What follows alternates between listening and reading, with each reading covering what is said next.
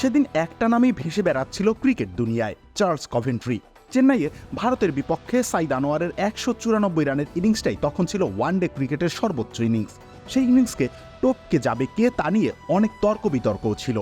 সেই তালিকায় এগিয়েছিলেন গিলক্রিস্ট কিংবা সেবাগ রায়। তালিকা হয়তো আরও লম্বা করা যেত, তবে সেই তালিকা যতই লম্বা হোক, কারো তালিকাতেই কি একবারের জন্য চার্লস কভেন্ট্রির নাম আসতো?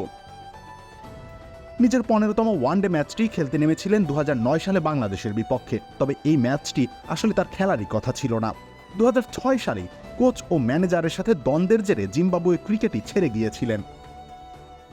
মাঝে ইংল্যান্ডের একটি ক্লাবের হয়েও খেলেছেন, তারপরেও কোনোভাবে তিনি ফিরে এসেছিলেন হয়তো ইতিহাস গড়ার জন্যই। 156 বলে খেললেন 194 রানের ঐতিহাসিক এক ইনিংস। সেই সময় এটি ওয়ানডে ক্রিকেটে কোনো ব্যাটসম্যানের সর্বোচ্চ স্কোর। তার পাশে আছেন শুধুই সাইদ আনোয়ার। খামেরা তো দাগ হয় কিভাবে? এই যে ভাবি, দাগও যাবে রাগও যাবে, নিন চাকা সুপার হোয়াইট। তবে সাইদ আনোয়ারকেও টপকে গিয়েছিলেন তিনি। চেন্নাইয়ে সাইদ আনোয়ার নিজের উইকেট দিয়ে এসেছিলেন, তবে চার্লস কভেন্ট্রি যে ছিলেন অপরাজিত। ফলে সবার উপরে তো তার নামটাই লেখা থাকবে। চাঁদের যেমন কলঙ্ক থাকে, কভেন্ট্রির সেই ইনিংসেও কিছু কলঙ্ক ছিল। বাংলাদেশি ফিল্ডারদের বদৌলতে 13 এবং 138 রানে দুইবার সহজ জীবন পেয়েছেন। সৈয়দ রাসেল ও মাহমুদুল্লাহ রিয়াদ সেই ক্যাচগুলো লুফে নিতে পারেননি। তবে তাতে কী বা যায় আসে? ক্রিকেটের রেকর্ড বইয়ে তো সেদিন লেখা হয়ে গিয়েছিল চার্লস কভেন্ট্রির নাম। এর আগে খেলা 14 ওয়ানডে ম্যাচে কভেন্ট্রি সর্বসাকুল্যে রান ছিল 301। এর মধ্যে সর্বোচ্চ 74 রানের একটা ইনিংস ছিল।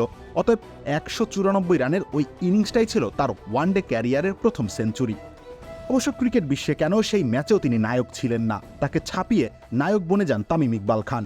তামিম সেদিন 138 বলে করেন 154 রান। সেদিন নিজেদের ইতিহাসে প্রথমবারের মতো 300-এর উপরে রান তাড়া করে জিতে যায় বাংলাদেশ। সেটা তো আগেই বললাম।